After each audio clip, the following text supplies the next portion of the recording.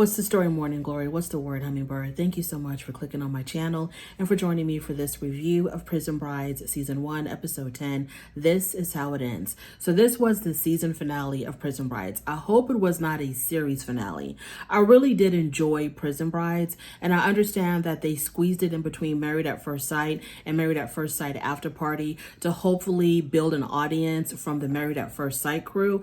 And I understand that maybe if Prison Brides did do well, and I don't know how it did in the ratings, I have no idea. But if it did do well, it was because of the Married at First Sight audience still tuning in, waiting for Married at First Sight After Party to start.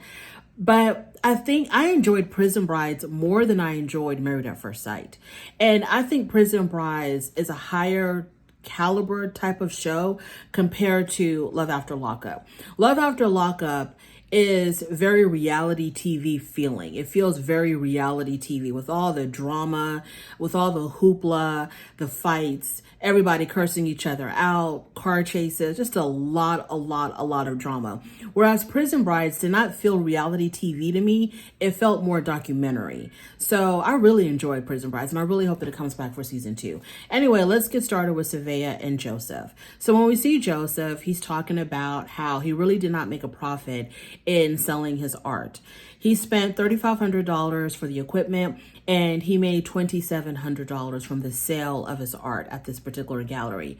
So he's in desperate need of money. The whole entire thing was a loss. It was great that he got the exposure. His art is good. When the show started, he was actually, I think the gallery owner had told him that one of the buyers had, I don't know what they did. I don't know if they were coming back to get the art or they were sending it. I don't know what was going on, but they showed a piece of his art that was sold, and the owner of the painting had framed it, and it looked really, really good. Okay. Yes, he is talented. I like his abstract art. I like the bigger pieces, the bigger abstract paintings. I loved them. They were great. I think he is talented. I think he could definitely make money off of art. I don't know if he can make a whole career out of it, but he can definitely make money off of it. But unfortunately, his first showing was a loss, which is, to me, is sort of understandable. He's an unknown artist.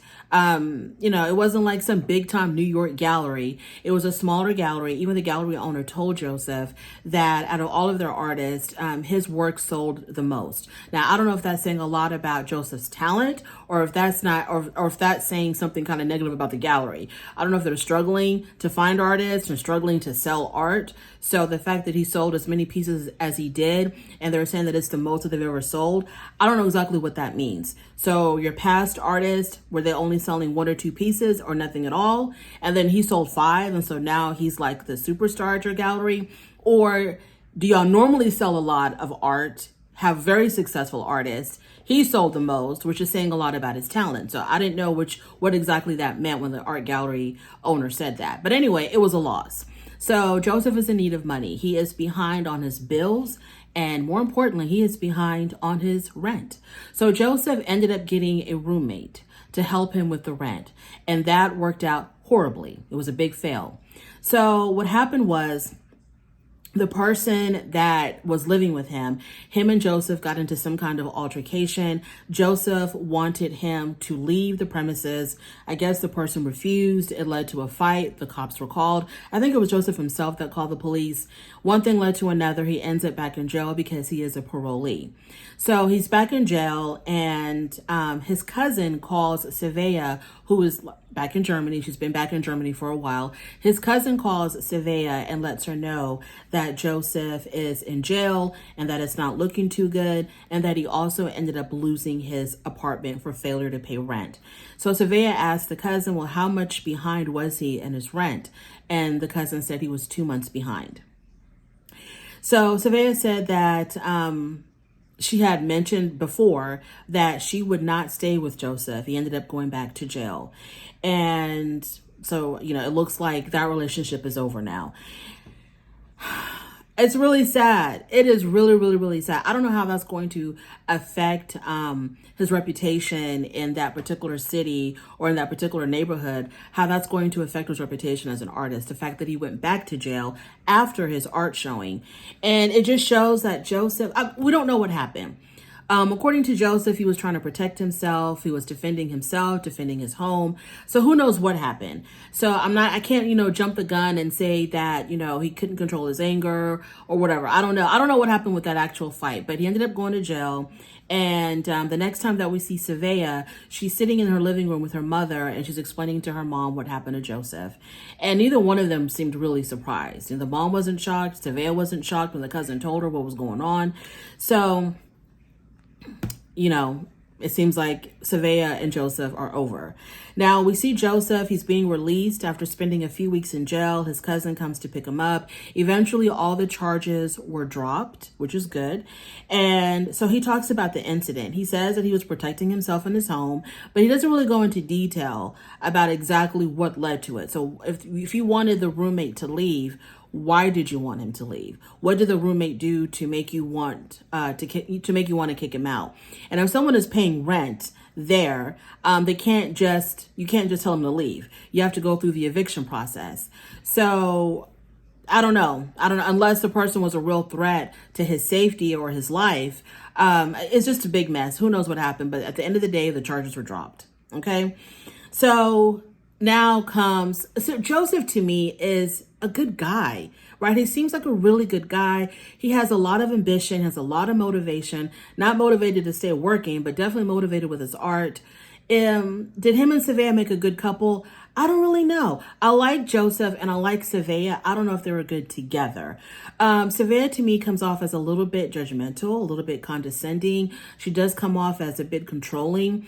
And for a lot of inmates, when they come out of prison, they don't want to be controlled anymore, like the way the prison system controls them, telling them what to do, when, where, and how. So when they're released, they want to have their own freedom and make their own decisions. And Savea was a bit controlling, like when she would tell him, you got to clean up your apartment. It's looking kind of messy back there. Obviously, she wants him to be successful, so she wanted him to stay working. But by her telling him, don't quit your job, you need to keep your job, he kind of saw that as, well, you don't really believe in me as an artist. That's why you want me to hang on to this 9 to 5. But I saw nothing wrong with her telling him to stay working. But I do see there were some parts of her that was a little bit controlling and a little bit demanding. And maybe he just wasn't really ready for all of that. I don't think that, that they were really that great together. Like I said, I like them individually. I don't think they made such a great couple. Now he does talk about the happier moments, and of course the show showed us, how, when he got out of prison and how happy they were together. And they laughed a lot. They had that in common. They had that sense of humor in common. They laughed quite a bit together, it seems like. And one of the most touching moments was when Joseph was talking about a moment that he had with Savea. I guess they were sitting in the car or something, and they were talking and laughing. And he was talking about how he remembers how the sun was hitting her and how beautiful she was. And he says, nothing else I would have done. He says that there's nothing else that he would have done than to fall in love with a beautiful woman. And when he said that, and he's reminiscing about this really specific memory that he has of Savea, y'all, I almost started crying. But Joseph to me, he's an artist.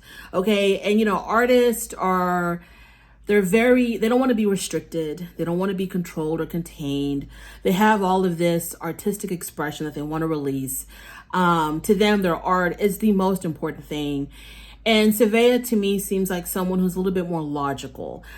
She seems more rigid, more structured than him. Sometimes these type of dynamics work. I just didn't really see it working with Savea. And I think Savea had a hard time expressing herself. Well, she didn't have a hard time. She is who she is. I think the way she expressed her opinions and thoughts to Joseph were a bit condescending. She kind of was a little bit smirky. She kind of had a little bit of a smart mouth, you know what I mean? And he's an artist. And so their art is very important to them, like I said, and they get really sensitive when you don't believe in their craft the way that they do. They get really sensitive about it. So I don't know if they were the best match. I don't know. But at the end of it all, they decided to not reconcile the relationship, but they did still stay in touch, I guess, as friends. Joseph ended up getting a job, so he's back to working. Thank God. And Joseph, please, for the love of God, please remember, no one is telling you not to pursue your dream, but do not quit. your day job. Please do not quit your day job. So moving on from there, let us get into Jessica and Craig. So when we see Jessica, she is at the house, and she's talking to, she's 7 months pregnant, by the way. So she is 7 months pregnant, and Craig is back in jail. I don't know how I felt about that, because in a way I wasn't surprised that he would be back in jail, because that's all he knows. The majority of his adult life has been spent behind bars. This is all that he knows. But I didn't know how severe his issues were, because on camera, it seemed like he was getting himself together. It seemed like, he was being more responsible, and that he wasn't going to risk his freedom again. Especially when he had a conversation with his sister, because his sister was like, please do not go back to jail. It ruined our relationship, you being in jail. Please don't. And it seemed like he was really on the right track, but he wasn't. So when we see Jessica, she tells us that Craig is back in jail and he was charged with domestic violence. I can only assume that she was the victim or the sister was the victim. I don't know who else he was around that he could have victimized.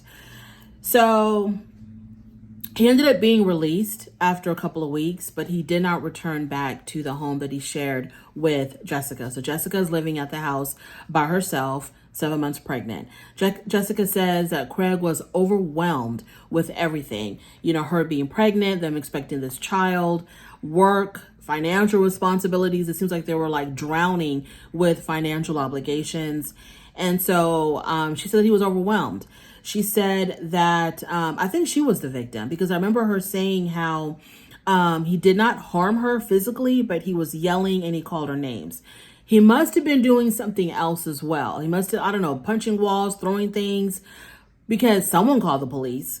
If it wasn't you, Jessica, then who did? Like, if he was it so loud that the neighbors heard and they ended up calling the cops because they were in fear of somebody getting hurt? Did you call the police because you felt like he was? Like, what is really going on, Jessica? Somebody called the police. So she's the one that talked about how Craig has a hard time regulating or controlling his emotions and his anger. So he has a temper problem. And I realized that with a lot of offenders, and certainly with repeat offenders, there seems to be like two major issues. Number one, it's addiction. Number two is probably untreated mental health issues. So either like mental health or emotional issues that are not treated or controlled or regulated in any kind of way. So either they don't know how to control their anger, they're addicts. And another issue is a lot of unresolved trauma that's triggering the addiction or triggering these emotional outbursts that they can't control. A lot of unresolved trauma. This is the reason why I'm not understanding why certain people seek out prisoners to have relationships with. I'm not saying that prisoners should not be in a relationship. I think that they should definitely get the help that they need with whatever is bothering them, with whatever is causing them to offend. And then after they are treated, and a therapist, a doctor, a psychologist or psychiatrist can definitely say, okay, this person is on the right track. I am releasing them to get involved in a romantic relationship with somebody. They are on the right track. They have done the work. They are healing. They're on the right track. So I would need like a doctor's note before I would recommend someone getting into a relationship with an inmate. Okay? You need to show me a doctor's note to let me know that you are ready to handle a relationship. But anyways, I digress. So he never came back home after he was released from prison. She talked about his unresolved trauma. She talked about how he doesn't know how to control his anger. She says she's already feeling like a single mom. She is not sure of their relationship. And at the end of it all, she ends up going back to Australia, and Craig is still awaiting trial. This is the reason why you cannot jump into a living together situation with somebody who's been released. That you don't know what you're getting. Okay. When they're in prison, when they are behind bars, it's beautiful. They're gonna tell you every single thing that you want to hear and more. Okay, and more. Not most, but some of these inmates are well, maybe they're not such great con artists if they ended up in prison, but they're con artists. The whole thing is deceiving people for them to get what they want. Okay, so I don't understand why people fall for the okie doke. Like, why are you falling for someone in prison? Wait for them to be released. Wait for them to get the help that they need. Wait for them to maintain a steady job for at least a year. Okay, get that doctor's note from their psychologist, counselor, psychotherapist, psychiatrist, life coach, whoever. Get that doctor's note saying that, okay, you know what? This person has done the work. They are ready. I have a lot of confidence in them that they can handle a relationship. Don't just rush over there like you're rushing from Australia, rushing from the UK. These people are not even released yet. And you're wanting to live with them. You're wanting to shack up with them immediately. And poor Jessica got pregnant. And now she's in Australia.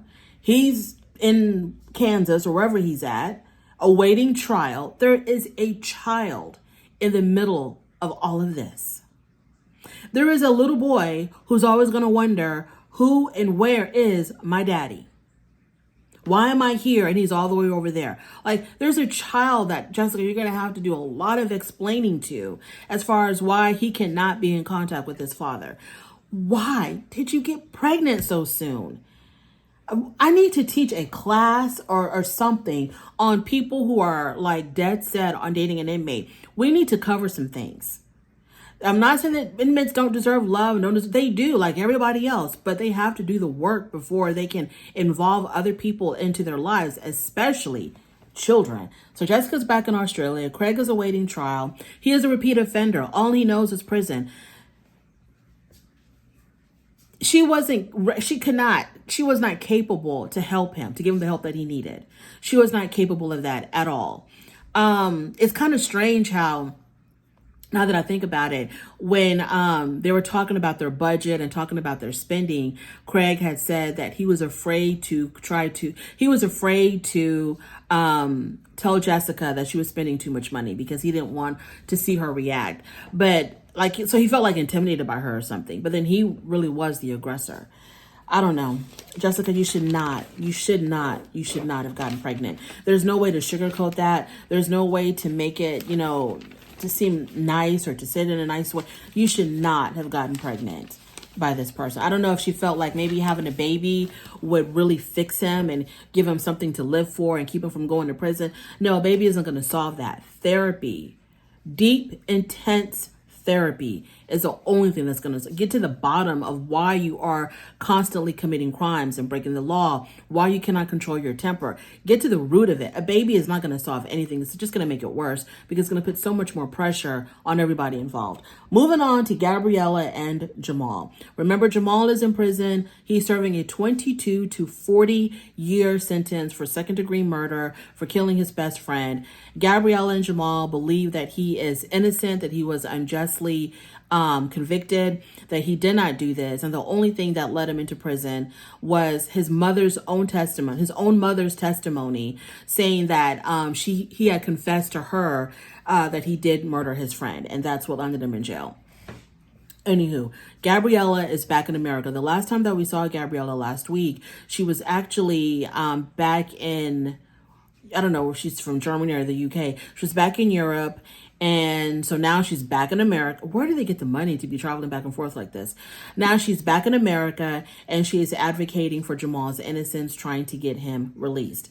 Jamal himself is also working on his release. He has written a book about his life. Hopefully the book will sell so they can raise money. I'm assuming that's why he wrote the book. Bring awareness to his situation and also hopefully, sell some books, make some money to be able to afford the legal process of whatever they're trying to do. So it seems like because, what's her name? Gabriella was reading some of his story and it seems like he came from a very troubled childhood. To me, honey, Gabriella, sweetheart, my little blueberry muffin, that is a red flag. That's a red flag. He has unresolved childhood trauma. So she's reading his story and she's crying. Oh my God, it's so sad. His childhood is so, yeah. And all of that trauma is going to be dumped on you. It's going to manifest itself in some way, and you're going to take the brunt of that. So, so you have his childhood trauma. Maybe writing the book is going to be cathartic for him. You have his childhood trauma. You have his prison trauma, not just being in prison, but him believing that he is falsely imprisoned, dealing with that, the issues, the anger, the emotions that come with that. She has a lot on her damn plate. Even if he is released, let's say that they win this, they're able to overturn his conviction and he is released. Okay. Unless the city or the state or whatever even gives him money, that he sues them and they give him money for falsely imprisoned. Best case scenario. Okay, he's released, y'all sue, get a whole bunch of money. Best case scenario, Gabriella, you're still in for a very bumpy ride with him. A very bumpy ride. So, she talks about how she wants to eventually, like after he's released, she wants to live on a chicken farm with him. So she's painting this really peaceful future that she's going to share with Jamal on their chicken farm, away from everybody, away from all the stress. Honey, you have no idea. You have no idea what you're getting yourself into. How they fantasize, how some of these women fantasize about what life is going to be like when these men are released. You're not going to get that man that is, showering you with all of his love and emotion, talking to you every single day, writing you letters you're not going to get that person. Okay, that's not who you're going to get. So all of this fantasizing about, oh, and we're going to be on our own little chicken farm and everything's going to be wonderful. Just ask Aaron. Speaking of Aaron. So when we see Aaron and Michael is still in state prison awaiting trial for his domestic violence charges and everything else. Because it wasn't just domestic violence, it was also some other stuff as well. So he's still in state prison waiting for his trial or whatever. Charges are still pending. Erin got the hell out of Dodge and she went back to Australia. That's the smartest thing that she's ever done. Her and Savea saw the light and they're like, we're not dealing with this. We are not no ride or die chicks. We are out of here. So Erin is back in Australia, back with her son where she should be, where she should have been this whole entire time. And all I can say is thank God Erin did not get pregnant by Michael. So that relationship is done. It's over. It is a wrap. Moving on from there, let us talk about... Okay, that was Aaron and Michael. Okay, let's talk about... So that was Aaron and Michael. Let's go ahead and talk about Emily and Curtis. Out of all the prison brides, I don't know why, but I think the one that I really struggled with was Gabriella. And number two, a very, very, very close second is Emily. I don't know why. So Emily and Curtis. Curtis has just finished serving 7 years and they are married.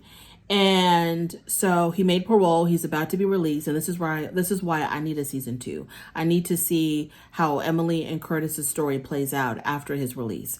Unfortunately, we did not get to see any of that in season 1. So Emily is in America already. She already has a place.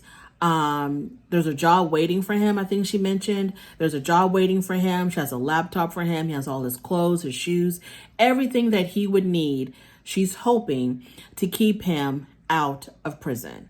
But none of that matters, sweetheart. No.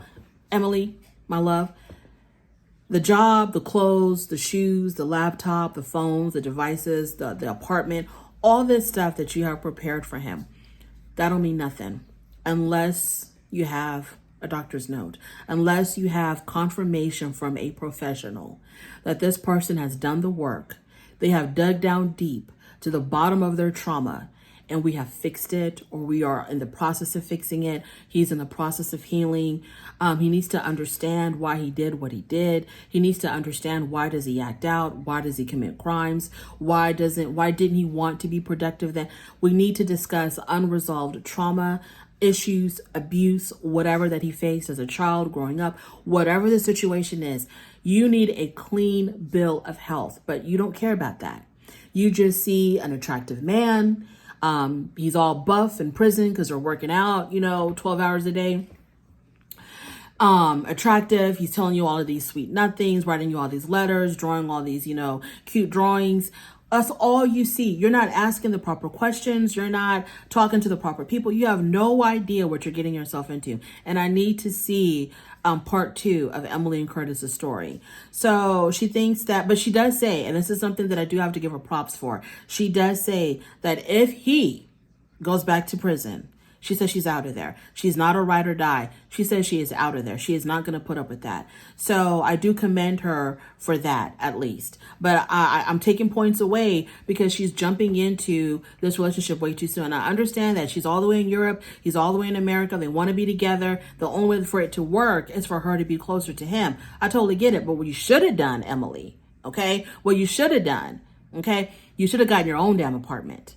Helped him find his own place, or allow him to live with his family or whatever. You should have gotten your own damn apartment. And then but y'all are married, but you shouldn't have rushed to get married to him. You should have just dated. Now, maybe the reason why they're rushing to get married, somebody had told me in my comments, is because they're trying to get green cards. These women are marrying these prisoners to get green cards. Fine, cool, whatever. I understand that. But why don't you get with an American who's not incarcerated? They exist. They're out there. Like, why don't you get a man who's not incarcerated? Does it make it easier? Does it make the process go faster? I don't understand why trying to get your visa or green card with a prisoner is better than someone who's not in prison. I don't understand that at all. I don't understand. These people can't even get their own birth certificates, but you're expecting them to help you with the immigration process? I don't get it. I don't know if that's the reason or not, but that's what someone had mentioned. But she should not have gotten married, and they should have lived separately before living together. Because you don't want to end up like Aaron. Moving on from there. So their segment ends with him about to be released, which we're not able to see yet unless there is going to be a season 2. And then last but not least is Olivia. Not much to say about Olivia. Olivia and KJ, he is doing 8 years. He has 1 more year left. They are married. They got married in prison. She's back in London at her dance studio. So she's going to wait out the 12 months, come back to America, and start the process of, this life together. And she's also working on her immigration to get her visa as well. She seems very optimistic about her life with Curtis. I think probably out of all the women, Olivia is probably the one that I think is the most naive. Okay. I think she's the most naive.